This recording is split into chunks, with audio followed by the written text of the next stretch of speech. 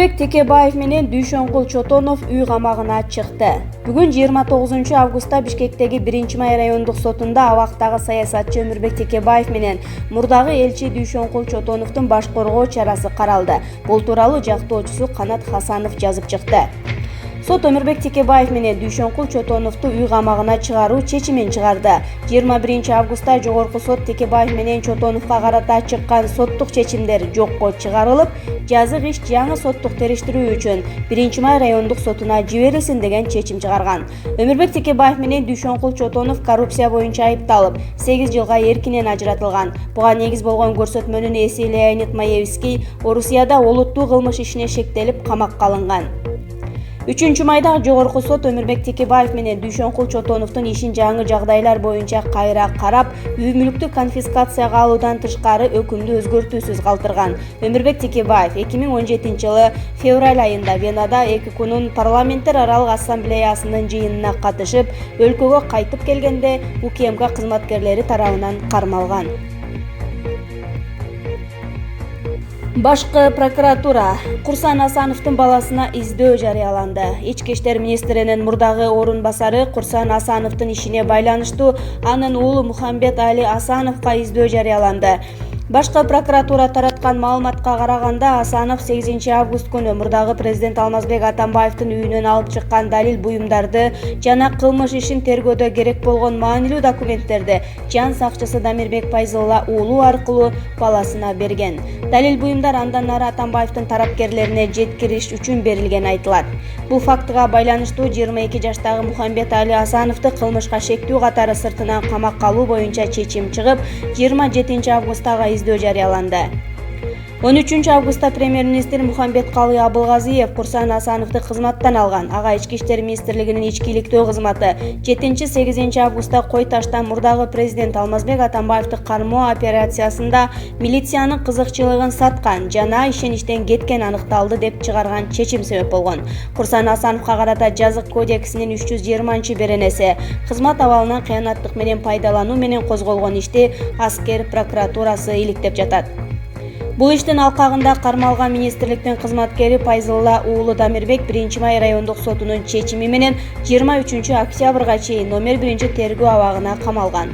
27 августта Бишкектин 1-май райондук соту Асановдун бөгөт чарасын карап, ал 13 октябрга чейин үй камагына алынган. Асанов өзүнө коюлган дооматты четке кагып, жеке кызыкчылыгын эч качан мамлекеттик кызыкчылыктан жогору койбой турганын айткан.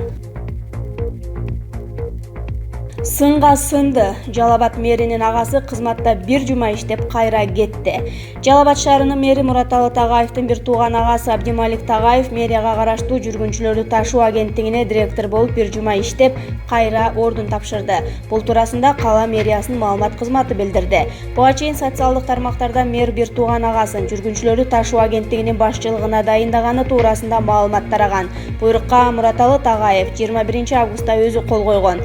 Бул 1 жумадан кийин ачыкталып, коомчулуктун кескин сынына кабылган. Мындан улам Абдималик Тагаев өз ыктыяры менен арыз жазууга аргасыз болгон. Абдималик Тагаев эл тарабынан көп сын айтылгандан кийин инимдин ишине кедергиси тийбесин деп өз арызы менен кызматын тапшырды дейт маалымат катчы. Мураталы Тагаев Жалал Абад шаарынын мэри болуп 2018 жылдын 11 июнунда шайланган. Ага чейин шаардык кеңештин төрагасы болуп иштеп турган. Буга чейин Тагаев өзүнүн мончосунда айылдык кеңештин депутатын сабап койду деп арыз түшкөн. Кой Таштагы окуяны мамлекеттик комиссия иликтемей болду. Үстүбүздөгү жылдын 7-8 августунда Аламүдүн районуна караштуу Кой Таш айылында түзүлгөн кырдаалды иликтөө үчүн мамлекеттик комиссия түзүлдү. Бул тууралуу өкмөттүн маалымат кызматынан айтышты. Тиешелүү чечимге премьер-министр Мухамбет Калый Абылгазиев кол койгон. Вице-премьер Жеңиш Разаков башында турган комиссия 1 айдын ичинде абалды иликтеп, жогорку кеңешке маалымат берүү үчүн корутунду даярдашы керек. Комиссиянын курамына жогорку кеңештин депутаттары, өкмөт мүчөлөрү жана ишмерлер кирди. 7 августта УКМК Кой Ташта мурунку президент Алмазбек Атамбаевди кармоо боюнча атайын операция жүргүзүп, ал максатына жетпей калган. Атамбаевдин тарапташтары катуу каршылык көрсөтүп ок атылган. Бир жоокер каза таап, 140ка чукул адам ар кандай жаракат алган. Эртеси операцияны ийим жүргүзүп, ички иштер министринин ошол кездеги орун басары Курсан Асановдун жүргүзгөн сүйлөшүүсүнөн кийин Атамбаев багынып берген.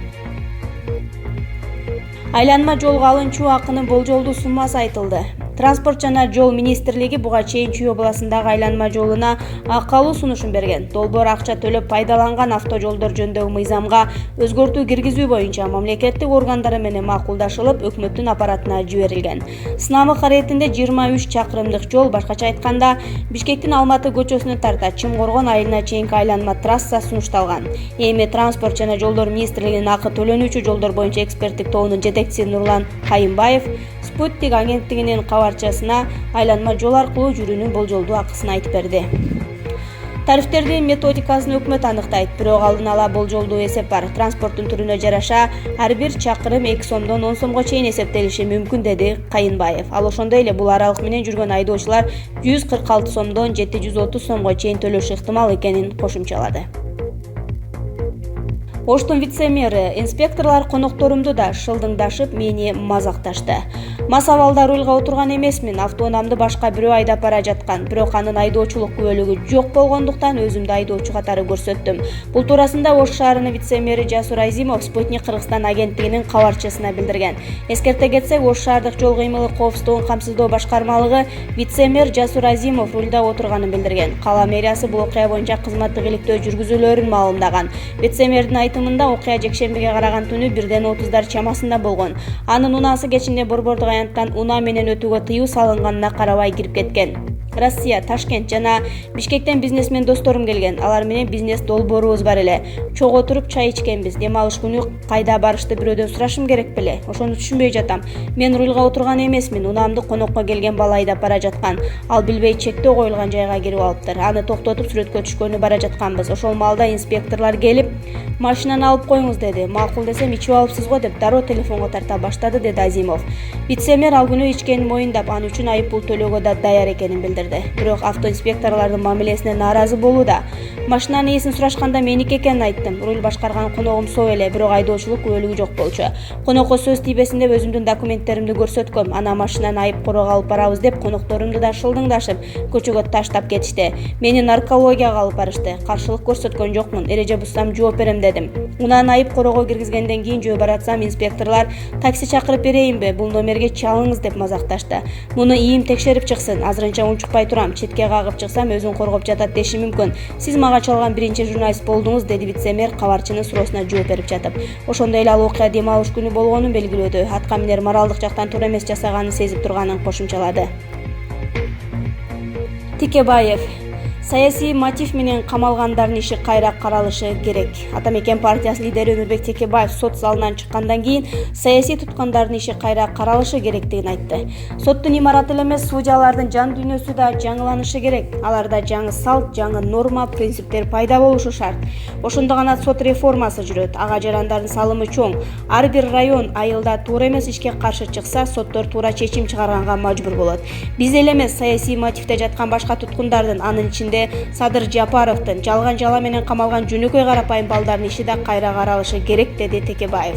Бүгүн 29 августта Бишкектин 1-май райондук соту Атамекен партиясынын түрмөдө жаза мөөнөтүн өтөп жаткан лидер Өмүрбек Текебаев менен мурдагы министр экс-элчи Дүйшөнкул Чотоновдун бөгөт чарасын карады. Саясатчылар үй камагына чыгарылып, сот залынан бошотулду. Премьер-министр облус жетекчилеринин ишин сындады. Премьер-министр Мухамбеткалый Абылгазиев облус жетекчилеринин катышуусунда өткөн кеңешмеде өкмөттүн ыйгарым укуктуу өкүлдөрү өздөрүнө жүктөлгөн милдеттерди жана тапшырмаларды тийиштүү деңгээлде аткарбай жатат деп сындады.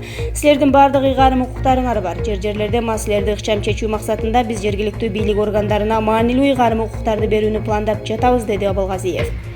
Ошондой эле ал аймактардагы ишкерлерге Кыргыз-Орус өнүктүрүү фонду, Кепилдик фонду, Айыл банк жана РСК банк сыяктуу финанс институттарынан насыя алууга колдоо көрсөтүү керек экенин айтты. Андан тышкары бизнес долбоорлорго республикалык бюджеттен бөлүнгөн 2 миллиард сомдун натыйжалуу өздөштүрүүнү тапшырды.